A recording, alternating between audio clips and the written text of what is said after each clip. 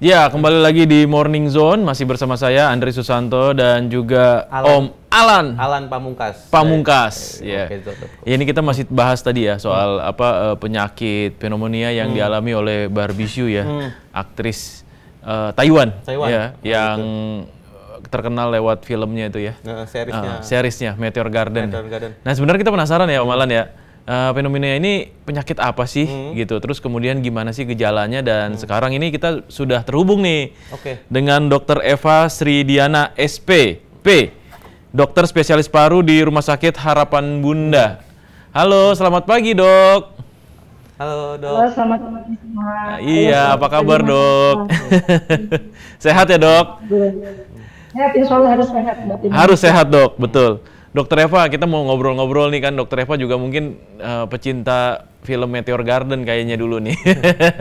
Pasti update ya tentang Barbie Hsu ini dok. Nah, menurut dokter sendiri penyakit pneumonia ini sebenarnya penyakit apa sih, pernapasan ya dok ya? Nah, itu gejalanya tuh seperti apa dok? Ya, jadi kalau pneumonia ini adalah penyakit di parenkim paru. Jadi kalau kita itu ada pernapasan atas, ada saluran napas bawah, dan parenkim paru. Parenkim paru itu paru-paru kita ya. Jadi terjadi peradangan di paru-paru kita. Dan itu penyebabnya bisa bakteri, bisa virus, bisa parasit. Pokoknya selain TBC ya, selain kuman TBC, kalau terjadi infeksi di paru kita sebutnya pneumonia. Gejalanya itu biasanya kalau itu akut ya, demam yang biasanya tinggi sampai menggigil, bisa suhunya sampai lebih dari 40 derajat, biasanya terjadi peningkatan demam ya. Terus perubahan dahak, tadinya mungkin tidak berwarna, jadi mungkin jadi hijau, kuning, hijau, atau bahkan sempat batuk darah. Ada rasa nyeri dada, tiba-tiba tidak nafsu makan. Jadi tanda-tandanya adalah tanda-tanda akut ya, jadi memberat dalam waktu yang cepat ya. Itu biasanya tanda-tanda dari pneumonia. Dok, kalau dilihat ya dok ya, ini kayak kok penyakitnya kok kalau dari kasusnya Barbie Hsu ya, ini kok kayak silent killer ya dok ya. Tiba-tiba kena, terjangkit, terus kemudian tiba-tiba dia udah tutup usia aja gitu. Maksudnya ini memang akan seperti itukah, secepat itukah, atau memang kalau misalnya kita sudah terjangkit itu memang ada sebenarnya ada proses yang ya sakit dulu yang kemudian bisa diobati dok? Ya, kalau artis kita ini kita memang tidak tahu ya penyebabnya apa, karena jadi gini, terjadinya ketidakseimbangan antara daya tahan tubuh, mikroorganisme, dan lingkungan. Ini yang menyebabkan seseorang menjadi sakit. Dan eh, tergantung daya tahan tubuh pasiennya juga, dan apa sih yang menyebabkan infeksi pada saudara kita ini dan lingkungan. Jadi pada keadaan orang yang sudah punya penyakit komorbid ya, misalnya penyakit diabetes, penyakit jantung, perokok, di mana penyakit-penyakit itu pasien dengan imunokompromis, seperti misalnya pasien yang memakai steroid, yang post transplant organ, atau misalnya pada pasien-pasien yang penderita HIV itu kan daya tahan tubuhnya turun. Maka ketika terpapar oleh virus kah atau kuman kah, itu akan menyebabkan jadi sakit. Nah, itu salah satunya daya tahan tubuh. Yang kedua, jenis penyebabnya. Penyebabnya apa? Kalau penyebabnya itu jenisnya misalnya bakteri yang eh, lumayan berat ya, eh, misalnya MRSA, itu juga bisa bergejalanya jadi hebat gitu. Jadi pneumonia ini penyakit akut yang disebabkan infeksi atau virus yang memang beresiko bisa kematian. Jadi itu sebabnya.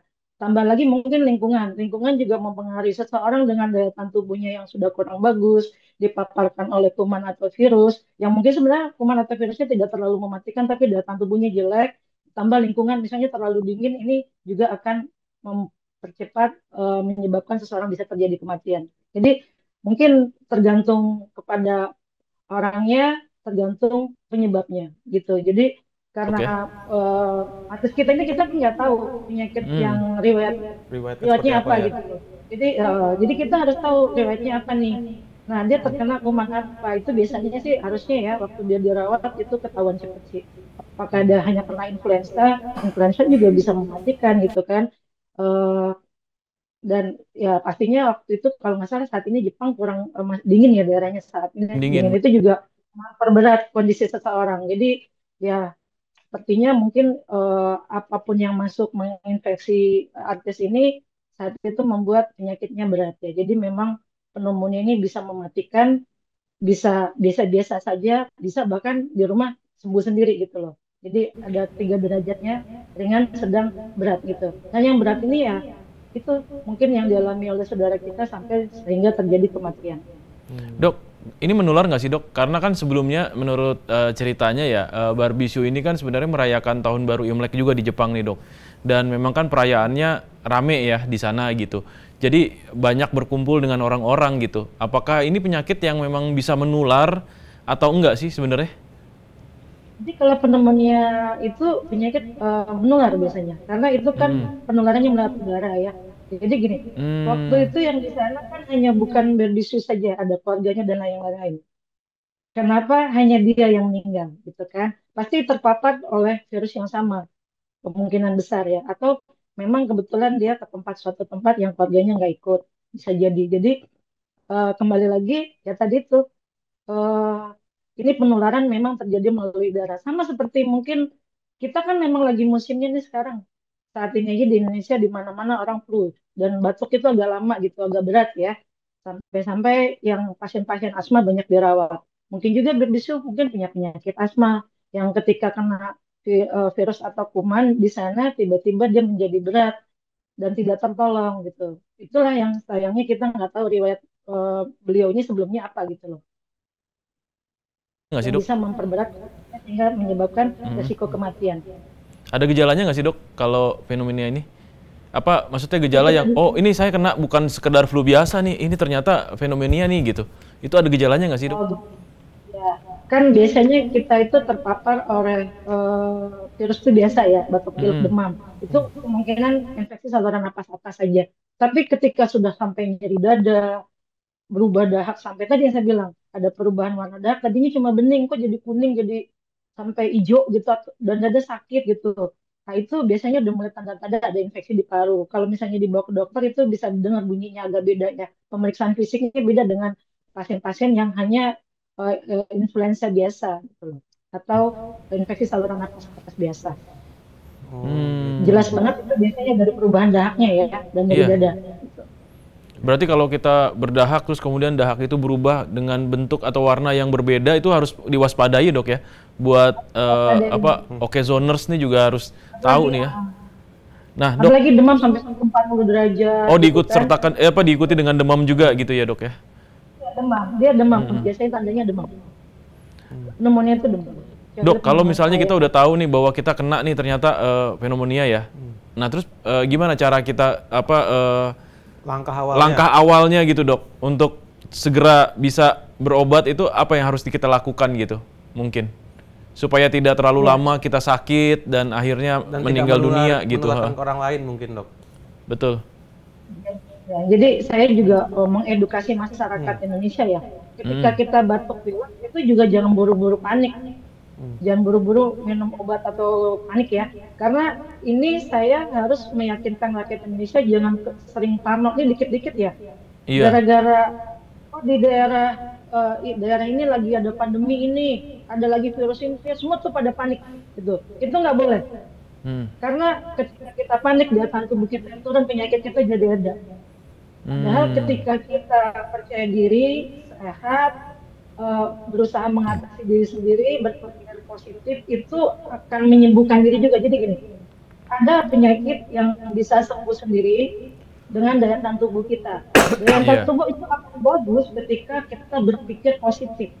Hmm. Jadi semua kunci dari kehidupan ini dari daya tahan tubuh kita adalah berpikir positif ya. Hmm. Jadi misal kita kalau batuk pilek ya cukup misalnya minum air hangat. Kalau memang lagi panas ya misalnya suhunya udah 38, baru kita minum paracetamol. Mungkin kita bisa pakai obat-obat warung, misalnya pakai, maaf saya sebut merek, misalnya kita pakai Inza, pakai Detalgan, pakai Bodrek, apapun itu, sehari dua, kita minum vitamin, kita istirahat dulu tidur.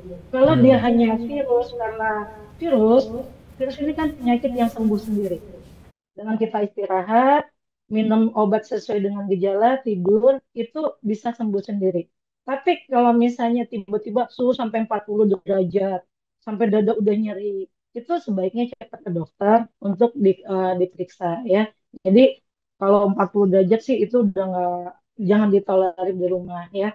Apalagi udah sampai sehari dua hari itu jangan, tolong dibawa ke rumah sakit cepat ya. Jadi biar cepat ditangani dokter. Biasanya sih kita langsung melakukan dengan pemeriksaan fisik. Ternyata kita duga ada kelainan di paru, kan dari Hmm. bunyinya kita bisa menduga ya.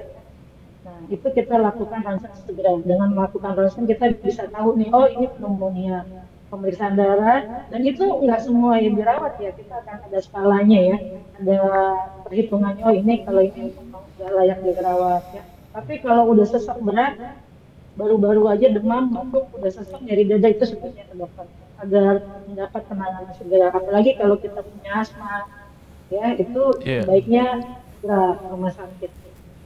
Dok, kalau dilihat ini kan tadi bagus banget nih saran dokter ya terkait soal positive thinking ini ya. Memang kita harus benar-benar punya pikiran positif karena kalau kita stres tuh gampang banget kena penyakit ya, Dok.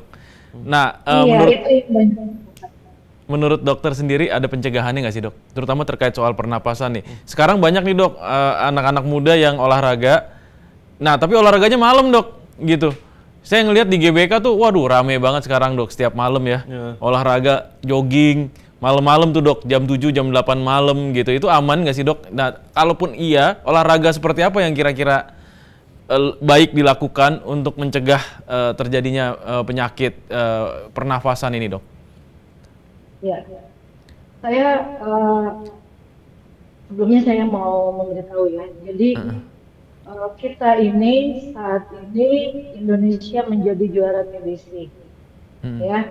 Dan untuk penyakit-penyakit yang menular melalui saluran pernapasan, kita tuh setiap bulannya, terutama bulan-bulan seperti ini tuh meningkat. Ya. Hmm.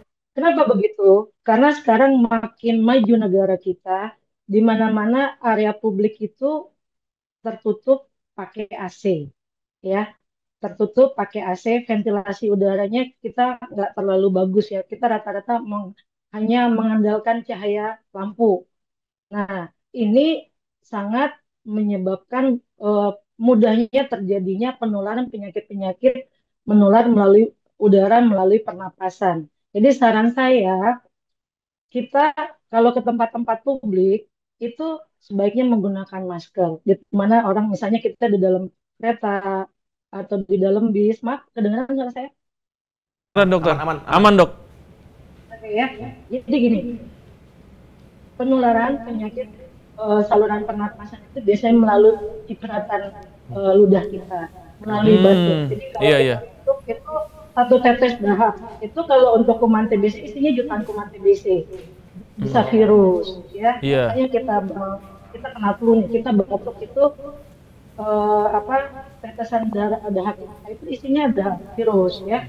Ada yang dia bisa eh, berada di luar dalam ruangan itu dalam jangka waktu lama. Jadi ketika ada orang yang datang di sana itu terhisap bisa terkena, atau orang di depan kita batuk mereka kena. Jadi ketika ruangan itu tertutup, tidak ada cahaya matahari, ventilasinya kurang bagus, apalagi Iya. kayak AC itu kan betul-betul bikin kuman jadi hidup ya. Hmm. Nah, ketika kita di situ kita sehat, ada orang batuk depan kita, ya udah itu langsung masuk ke kita. Dengan Hmm. keadaan kondisi kita, orang Indonesia ini kan rata-rata capek ya, kerja, naik kereta api, naik busway, naik apa itu kan capek. Atau di Iya. tempat di kantor. Ada yang makanya kalau ada satu batuk di satu ruangan, itu udah kena semua. Kenapa? Ruangan tertutup, batuk di sana, kadang virus atau kuman itu sebenarnya mati kena cahaya matahari ya.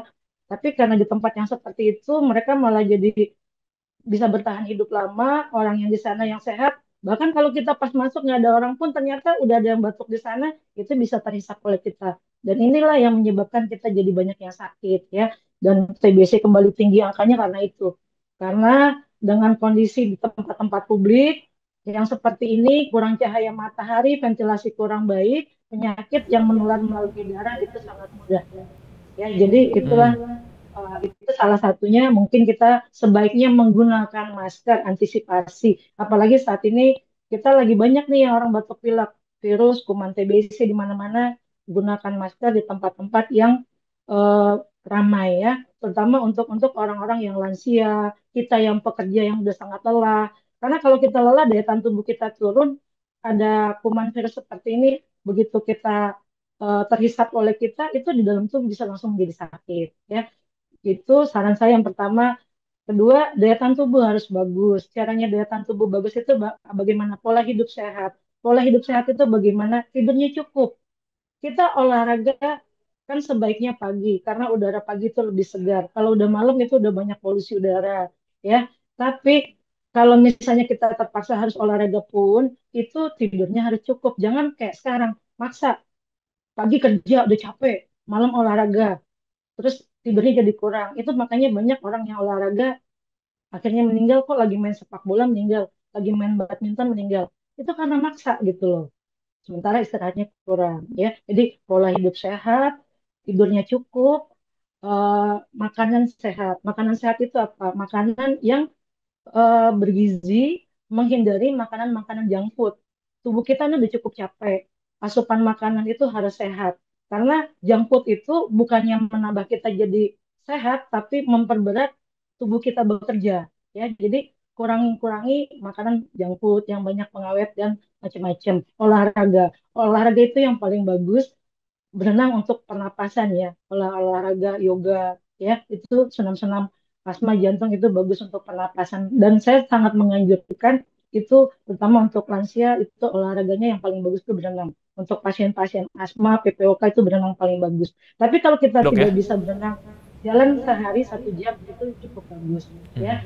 Jadi itu olahraga. Dan kalau misalnya kita bepergian ke tempat yang misalnya kita umroh itu kan vaksin ya. Atau kita yang berpotensi orang-orang yang lansia, tadi penyakit komorbid, kalau bepergian ya kita anjurkan kalau memang mampu melakukan vaksinasi. Iya dok, wah luar biasa banget insight-nya ini dok. Banyak ilmunya nih. Banyak ilmunya. Terima kasih banyak ya dok ya. Kayaknya udah terjawab semua pertanyaan nih. Ya, jadi mudah-mudahan Okezoners juga bisa belajar, juga bisa mendapatkan knowledge yang baru dari dokter. Ya mudah-mudahan ini bisa memperbaiki lagi pola hidup kita ya dok ya, supaya lebih sehat ya kan. Terus kemudian tidak hanya hidup sehat tapi pikirannya juga harus sehat ya dok. Tadi itu jangan lupa tuh ya kan. Ya kan, karena banyak kerja kadang-kadang kita stres ya kan, justru itu yang membuat daya tahan tubuh kita jadi berkurang. Dokter Eva, terima kasih banyak dok atas waktunya. Kita ketemu lagi nanti, ngobrol-ngobrol lagi dok, boleh ya dok? Sehat-sehat dok. Assalamualaikum. Waalaikumsalam, salam buat semua. Iya dok, terima kasih. Waduh luar biasa tuh insight-nya tuh Om Alan ya. Jadi memang kita harus rajin-rajin menjaga daya tahan tubuh ya. Iya. Terutama di ruangan apa? AC. Biasanya kan di ruangan perkantoran itu kan kita nih sirkulasi udaranya kurang. Iya, saya di studio mulu ini. Iya, nggak kemana-mana ini. Harus rajin-rajin ketemu cahaya matahari kayaknya. Iya, benar. Karena nanti kita kita syutingnya outdoor kali ya. Boleh. Sambil ngeliatin teman-teman yang lain ya. Nah, bener cocok tuh ya kan. Sambil CFD gitu seru juga kayaknya ya. Bener. Oke, thank you ya Om Alan ya. Siap, atas waktunya ya. Okezoners, kita kembali lagi besok di jam yang sama. Jangan lupa terus untuk saksikan Morning Zone. Jam 8 sampai jam 9 pagi. Saya Andri Susanto. Saya Alan Pamungkas. Pamit undur diri. Assalamualaikum. Terima kasih ya.